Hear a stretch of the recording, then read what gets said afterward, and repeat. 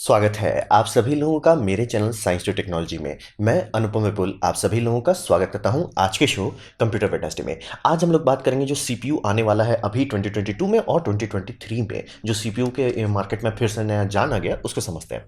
तो सबसे पहले ये समझिए कि सीपीयू का मार्केट में अभी तो जान है, लेकिन ये बहुत गंदा स्टैग्नेशन से गुजरा था। यानी कि ऑलमोस्ट समझिए 2010 के बाद से इंटेल मतलब टॉप में आया और उसके बाद वो रुक गया, मतलब वो किंग बन गया और एएमडी के पास कोई प्रोडक्ट नहीं था जो भी उसके आसपास आए। एक्चुअली एएमडी नीचे चला गया प्रोडक्ट में। एप्सिलॉन जो बनाते थे वो एक्चुअली अच्छा था। उसके बाद ये बुलडोजर जो रिलीज किया, जो मैंने खरीद कर रखा है FX8350, वो एक्चुअली खराब परफॉर्मेंस देने लगा। तो मतलब लिटरली समझिए कि इंटेल एकदम ऊपर गया और एएमडी ने चूंकि खराब परफॉर्मेंस दे दिया तो एएमडी का मार्केट शेयर और घट गया। इसका देखा देखी इंटेल एकदम कंफर्टेबल हो गया, टॉप पे पहुंच गए।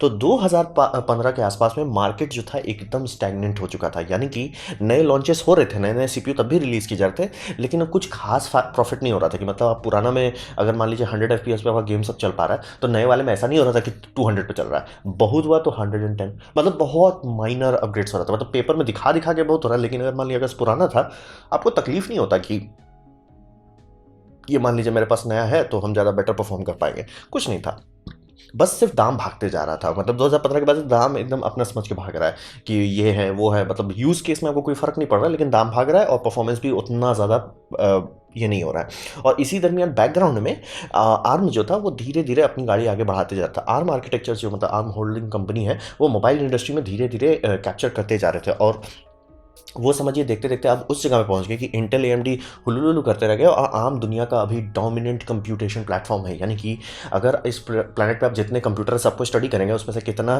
कंप्यूटर x86 पे है और कितना आम पे है, आम पे ज़्यादा है। तो ये समझना बहुत ज़रूरी है कि ये स्टैग्नेशन बहुत सीरियस था। इसी स्टैग्नेशन के कारण आर्म मतलब मार्केट में घुस पाया। इंटेल तो जोक बन गया था बीच में कि 14 nanometer 14 nanometer 14 nanometer plus plus plus 14 nanometer double plus plus plus ऐसे ही करते रह रहे थे। तो ये समझना बहुत ज़रूरी था। मार्केट एकदम ठंडा पड़ गया था,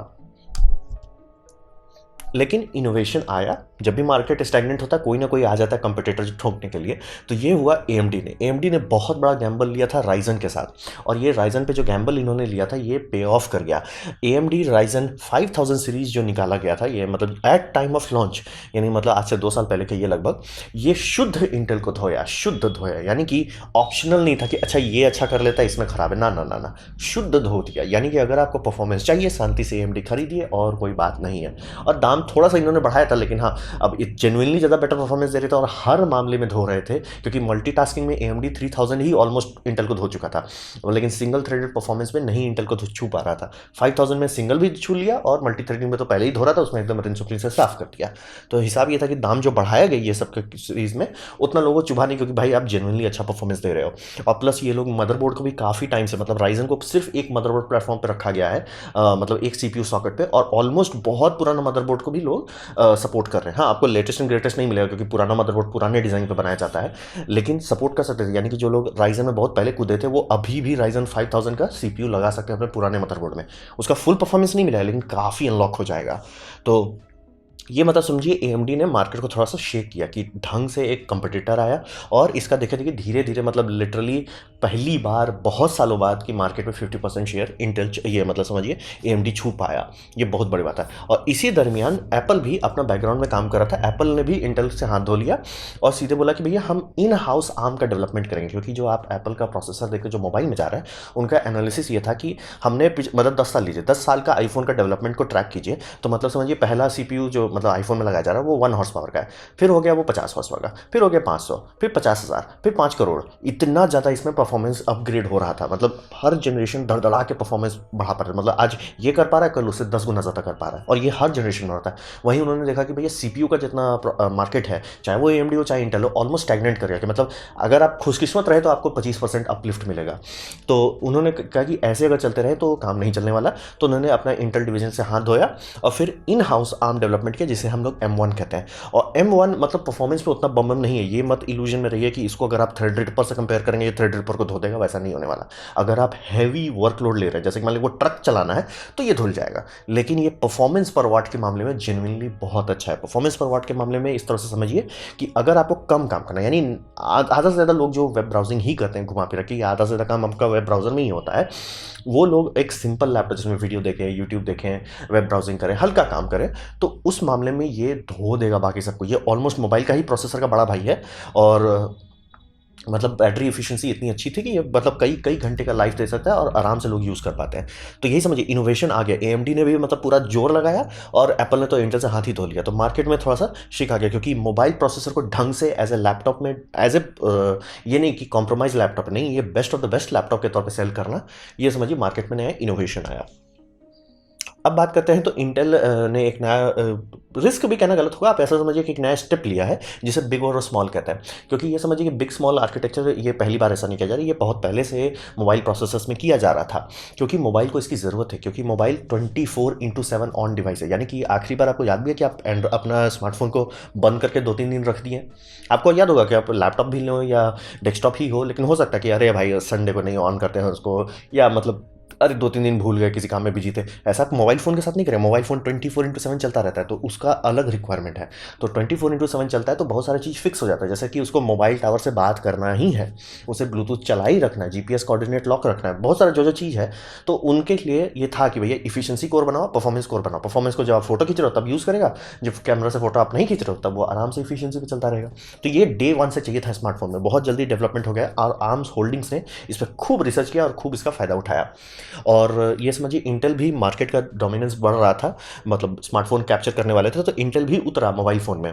आप लोगों में से शायद 1-2 लोग खरीदे भी हों इंटेल का मॉडल, लेकिन बात था कि इंटेल का जो आर्किटेक्चर है यानी x86 जिसे हम लोग कहते हैं, वो सिस्क बेस्ड है, यानी कॉम्प्लिकेटेड इंस्ट्रक्शन सेट आर्किटेक्चर जो है। अब बात है कि ये काम कर रहा है तभी तो आपका पूरा कंप्यूटर चल रहा है, सर्वर चल रहा है, लेकिन ये बनाया गया था एक समझिए एक फॉल्स प्रिडिक्शन पे। प्रिडिक्शन गलत था। बात ये था कि इनका प्रिडिक्शन था कि रैम हमेशा महंगा रहेगा, वो नहीं रहा, रैम सस्ता पड़ गया। तो आर्म जो उनका आर्किटेक्चर था वो रिस्क आर्किटेक्चर है, यानी कि reduced instruction set architecture. Side effect इसको रैम बहुत चाहिए, लेकिन इनका गैम्बल इसलिए पे ऑफ कर गया कि रैम तो सस्ता हो गया। मतलब आप सोचिए आपके मोबाइल फ़ोन में हो सकता है रैम जो 4 GB का हो या 8 GB का हो। जिस टाइम x86 बनाया गया था 500 किलो बाइट के रैम के बारे में बात हो रहे थे, गीगाबाइट का रैम होगा ये तो सपने में भी नहीं देखा जा सकता था। तो ये उस एनवायरनमेंट के लिए बम था, लेकिन ये आर्म ने इन्होंने गैम्बल लिया कि कल को रैम सस्ता हो सकता है, और ये चल गया। इसीलिए रिस्क एकदम बम चल रहा है। इसीलिए देखिए कि जो नई कंपनी आ रही है RISC-V आर्किटेक्चर जो है वो भी RISC-V उसके नाम में ही रिस्क लिखा हुआ है, क्योंकि वो रिड्यूस्ड इंस्ट्रक्शन आर्किटेक्चर पे चल रहा है। तो वही समझिए कि इंटेल को समझ में आ गया कि इनका जो मतलब सिस्टम है x86 उतना बम नहीं है, उसमें थोड़ा सा नया जान डालना पड़ेगा। तो इंटेल बिग स्मॉल को जो मोबाइल फ़ोन में ऑलरेडी चल रहा है उसे डेस्कटॉप के मार्केट में इंट्रोड्यूस कर रहे हैं। ये परफॉर्मेंस कोर और इफिशिएंसी कोर्स के तौर पे कर रहे हैं। लेकिन ये समझिए 10th जेन में इन्होंने उतारा, 10th बोल रहा हूँ, 11 में उतारा और 12th में भी उतारा। लेकिन बात है कि अभी एक्सपीरियंस उतना अच्छा नहीं है। कारण ये है कि आपको सिर्फ ऐसे कर देने से नहीं होगा कि आपने बना दिया प्रोसेसर वैसे काम नहीं चलेगा। कारण ये है कि कंप्यूटर देख रहा है कि मेरे पास तो मतलब समझिए कि ज़्यादा कोर्स है। कंप्यूटर की नज़र में सिर्फ कोर जा रहा है, कोर का डेटा नहीं जा रहा है कि ये कोर इफिशिएंसी कोर है, ये कोर्स वो है। तो उसके लिए ऑपरेटिंग सिस्टम को ढंग से लिखना पड़ता है, खासतौर पे जो इसमें कहते हैं ना टास्क शेड्यूलर जो बैकग्राउंड में चलता रहता है, उसको पता होना चाहिए कि पहली बात हमारे सीपीयू में सारे कोर एक जैसे नहीं है। दूसरी बात कौन कौन सा टास्क को बैकग्राउंड में डाल सकते हो, कौन कौन सा टास्क के लिए क्रंचिंग करना है। तो जब ऑपरेटिंग सिस्टम को पता हो, जो कि विंडोज़ 10 में नहीं है, विंडोज़ 11 में आ रहा है, तो ये हो रहा है कि अभी मतलब समझिए Gen 1 प्रोडक्ट है। अब ऑब्वियसली अच्छा नहीं हुआ। याद कीजिए एंड्रॉइड जो शुरू में आता था कितना कचरा होता था, लेकिन धीरे धीरे पॉलिश हुआ। वैसे अभी यहाँ समझिए कि टेक फाउंडेशन रख दिया इन्होंने, नींव रख दिया, और विंडोज़ 11 में भी नींव रख दिया गया कि ठीक है आप बिग लिटिल कोर का इस्तेमाल कर सकते हैं। लेकिन अभी मतलब अराउंड 2022-2023 में डेस्कटॉप का इन्वायरमेंट इसको पूरी तरह से मतलब एकदम दिल खोल के नहीं यूटिलाइज कर पा रहा है। मतलब टाइम लगेगा, ऑब्वियसली कोई भी नया टेक्नोलॉजी आता है तो उसको टाइम लगता है ढंग से सक्सेसफुल होने में। तो यहाँ पे भी वही समझिए इंटेल इस बात पे पड़ा है कि कल के टाइम में ये काफ़ी वो हो जाएगा, मतलब सक्सेसफुल होगा। तब इन्होंने मतलब जैसे मोबाइल को ये मिस कर दिए थे इंटेल, वैसा दोबारा मिस नहीं करना चाहते हैं कि आने वाले टाइम में, क्योंकि बहुत लोग आर्म का ही प्रोसेसर सीधे सीधे लैपटॉप में डालना चाह रहे हैं, जैसे कि माइक्रोसॉफ्ट का सरफेस के केसेस में। तो चांसेस वही है कि इंटेल अगर कुछ नया नहीं करेगा तो चांसेस है कि लोग प्यार से इंटेल हट जाएगा, x86 हट जाएगा। तो अब यहाँ बात करते हैं AMD 2022 में क्या कर रहा है। तो बात है AMD का अब ये आ रहा है Zen 3। तो Zen 3 काफ़ी रिफाइनमेंट है, मतलब एकदम जो राइजन पे इन्होंने गैम्बल खेला था वो दबा के अभी इनको पैसा छाप रहा है, और काफ़ी उन्होंने मेहनत किया था। और जब भी इन्होंने मेहनत का पाइपलाइन जो स्टार्ट किया गया था, राइजन जो पूरा पाइपलाइन था वो पैरेलल डेवलपमेंट था, कि यानी कि एक राइजन अगर पहुँच रहा है मतलब लैब से आगे निकल रहा है तो दूसरा का रिसर्च लैब में स्टार्ट कर दे रहा है। फिर जो लैब से निकल के ये समझिए फैक्ट्री में चल रहा है, फैक्ट्री वाले को ये मतलब समझिए एक के पीछे एक रिसर्च कर रहे थे। तो Zen 1 सामान जब मार्केट में उतारा जा रहा था Zen 2, 3, 4, 5 सब पे काम चल रहा था, और तो इसीलिए ये मतलब आराम से इनका टाइम फिक्स है कि हम लॉन्च कर ही देंगे Zen 3 को।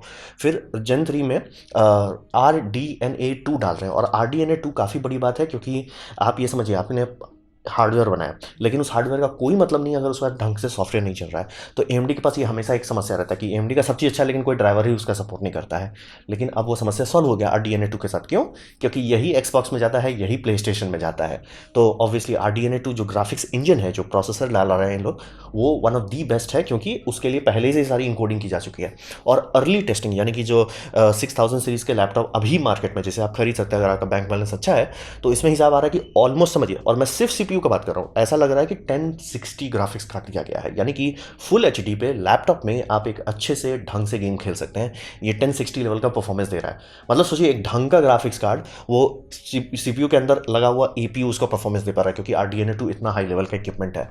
तो ये हिसाब वही है कि ये समझिए AMD ने ये 6000 सीरीज में ऐसा कर दिया कि जिन लोगों को सिर्फ एक लैपटॉप चाहिए, जैसे अपने पापा मम्मी को देना चाह रहे हैं, जिनको है कि नहीं हैवी क्रंचिंग नहीं कर रहे हैं, रेंडरिंग नहीं कर रहे हैं, वीडियो एडिटिंग नहीं कर रहे हैं, सिर्फ एक लैपटॉप चाहिए कि नॉर्मल काम कर ले, कभी कभार गेम खेलना हुआ खेल लिए, या मेन इंटरटेनमेंट के तौर पे, या लाइट वर्किंग ऑफिशियल वर्क सब के लिए, वहाँ पे आराम से ये खरीदिए। और इसका सबसे बड़ा बेनिफिट ये मतलब पूरा आर्किटेक्चर का है कि इसका परफॉर्मेंस पर वाट बहुत अच्छा है। यानी कि अगर इसे आप बहुत ज़्यादा पावर दे देते कि भैया तुमको हम 100 वाट का कूलिंग दे देते हैं, 100 वाट का पावर डिलीवरी देते हैं, ये इंटेल से पिट जाएगा, इंटेल इसको धो देगा। लेकिन आप बोलते पावर लिमिट घटा देते हैं कि भैया तुम 30 वाट में परफॉर्मेंस करो, तो ये इंटेल को जूते चप्पल से मार के धो देता है।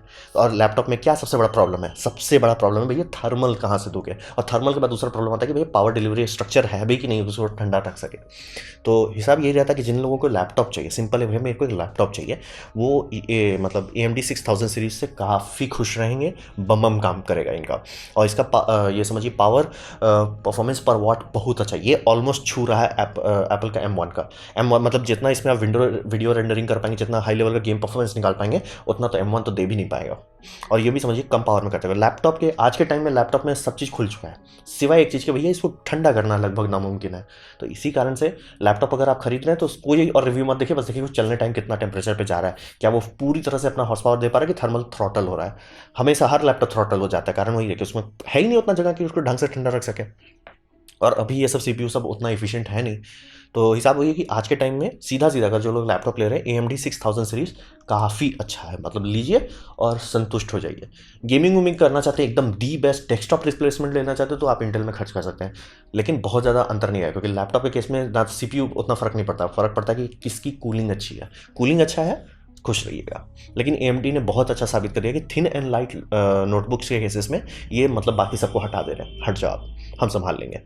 ये काफ़ी बड़ा अचीवमेंट है AMD के तौर से, क्योंकि फाइनली AMD जेन्युइनली कह सकता है इंटेल हमारे पास नहीं आता। क्योंकि AMD का शुरू से जोक क्या बनाया जाता था कि वो बहुत ज़्यादा गर्मी करता है, मतलब विंटर में AMD का घर में आपको ज़रूरत नहीं पड़ेगा, हीटर नहीं पड़ेगा, ज़रूरत पड़ेगा क्योंकि बहुत गर्म होता है। वो सारा समस्या सॉल्व कर दिया, तो ये बहुत अच्छा है, मतलब काफ़ी लीप फॉरवर्ड किया गया। तो आने वाले टाइम में क्या होगा 2023 में, ये समझिए ये AMD Ryzen 4th generation release किया जाने वाला है, और अभी बैक एंड फोर्थ खूब हो रहा है। मतलब इंटेल 2 साल के अंदर धड़धड़ा के, मतलब 5000 रिलीज़ किया, मतलब AMD ने रिलीज़ किया, उसके बाद धड़धड़ा के इन्होंने 11th जन रिलीज़ किया, और उससे ज़्यादा टाइम भी नहीं हुआ 12th जन का फिर से रिव्यू होगा। मैं देख रहा हूँ कि मतलब यूट्यूब में कब से 11th जन का एम्बार्गो लिफ्ट हुआ है और कितना जल्दी 12th जन आ गया। 1 साल का भी गैप नहीं है, तुरंत रिलीज़ कर दिया 12th जन। तो हिसाब वही समझिए, कंपटीशन बहुत अच्छी बात है। ये जो बैक एंड फोर्थ हो रहा है कि AMD ने जेन्युइनली एक अच्छा इक्विपमेंट निकाला, इंटेल नहीं मैच कर पाया उसे 11th में, तो 12th तुरंत निकाला कि किसी तरह उसको बीट कर सके ढंग से।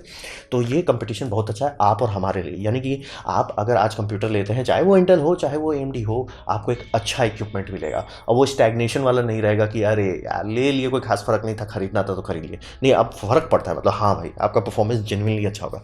और मैं जब कंप्यूटर बदलूंगा तो मेरा, अगर बदल पाया कभी तो मेरा तो काफ़ी फायदा होने लगा, क्योंकि मैं बहुत नीचे वाला प्रोसेसर से ऊपर को दूंगा। FX 8350 है मेरे पास, उससे बहुत ऊपर जाएंगे। तो हिसाब वही समझिए, आज के टाइम में लेटेस्ट अगर आप 12th जन इंटेल लेते हैं या तो आप AMD 6000 लेते हैं, आपको बहुत अच्छा GG एक्सपीरियंस आने वाला है। लेकिन एक बात समझ लीजिए कि चिप शॉर्टेज अभी ख़त्म नहीं होने वाला है, यानी कि AMD का जो मतलब Zen 4 मतलब प्रॉपर डेस्कटॉप रिप्लेसमेंट उतारा जाएगा, इसका दाम जो है थोड़ा दर्दनाक होने वाला है, क्योंकि चिप शॉर्टेज अभी तक सॉल्व नहीं हुआ है। 2024 में चिप शॉर्टेज सॉल्व होगा, और इस बार दाम डबल इसलिए भागेगा कि AMD नया सॉकेट रिलीज़ करने वाला है, और ये सॉकेट ऑलमोस्ट इंटेल जैसा रहेगा। तो यहाँ दाम भागने वाला है। तो थोड़ा सा आपको बैंक बैलेंस के लिए मतलब एक्स्ट्रा पैसा सेव करके रखिए, क्योंकि ये दर्दनाक होगा अगर आप कंप्यूटर लेना चाहते हैं। लेकिन हाँ, ये फ़ायदा है कि अब जो आप ये सब कंप्यूटर लेंगे, या आने वाले 4-5 साल तक आपको कंफर्टेबल रखेगा। तो ये था मेरा प्रेजेंटेशन, जो सीपीयू का मार्केट प्लेस में क्या हलचल हो रहा है उसको समझाने के लिए। उम्मीद करता हूँ आपको अच्छा लगा हो, कुछ सीखने को मिला हो, कुछ समझ में आया हो। अगर ऐसा है, लाइक कर दे, दोस्तों शेयर कर दे, उससे मेरा काफ़ी भला होगा। नहीं अच्छा लगा, नहीं पसंद आया, कोई बात नहीं, आप डिसलाइक दबा सकते हैं। मैं कहूँगा डिसलाइक 2 बार दबाएं, उससे मुझे पता चलेगा आपको कितना नापसंद हुआ है। मैं आपसे कहूँगा कि कमेंट लिखें, मैं हर कमेंट को पढ़ने की कोशिश करता हूँ। आपसे कहूँगा सब्सक्राइब कीजिए, बेल दबाइए अगर आप फ्री हैं तो। आपने मेरा वीडियो देखा, जानकर मुझे बहुत खुशी हुई। धन्यवाद।